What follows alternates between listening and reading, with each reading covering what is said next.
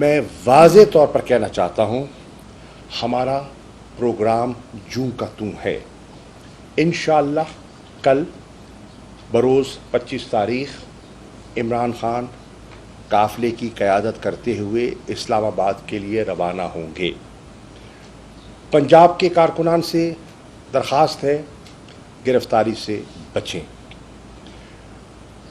Under ground ہو جائیں، رشتہ داروں کے گھر منتقل ہو جائیں.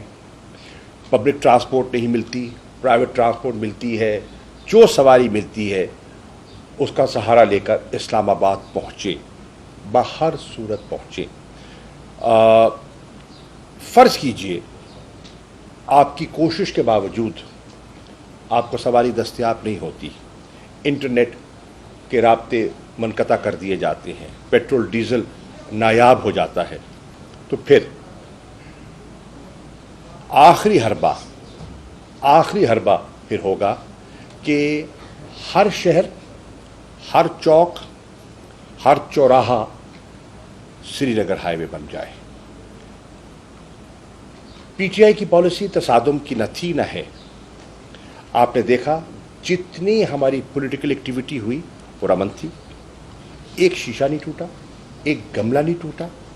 لاکھوں کے اجتماعات ہوئے، مجمع ہوئے، ریلیز ہوئیں، بائک ریلیز ہوئیں، کار ریلیز ہوئیں.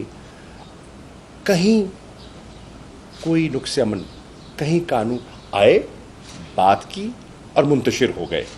یہ ہماری حکمت عملی رہی ہے. آج بھی ہماری پالیسی وہ ہے. ہم اسلام آباد کیا کرنے جا رہے ہیں؟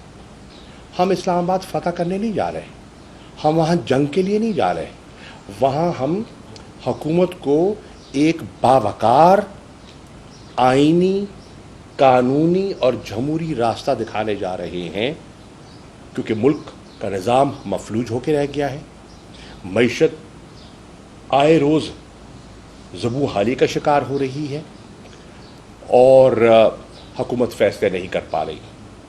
مفتاح اسماعیل صاحب باہر بیٹھے ہیں دعا میں، جو ہے مذاکرات آگے نہیں بڑھ پا رہے. پنجاب میں ایک ایسی حکومت ہے جس کے پاس آئینی قانونی جواز نہیں ہے. ان حالات میں بلوچستان میں ایک عجیب کشمکش ہے، عدم اعتماد کی باتیں ہو رہی ہیں. ان حالات میں واحد آئینی راستہ نئے انتخابات ہیں. ہمارا مطالبہ ہے فی الفور نئے انتخابات کروائے جائیں، شفاف انتخابات کروائے جائیں، لیول پلینگ فیلڈ دیا جائے.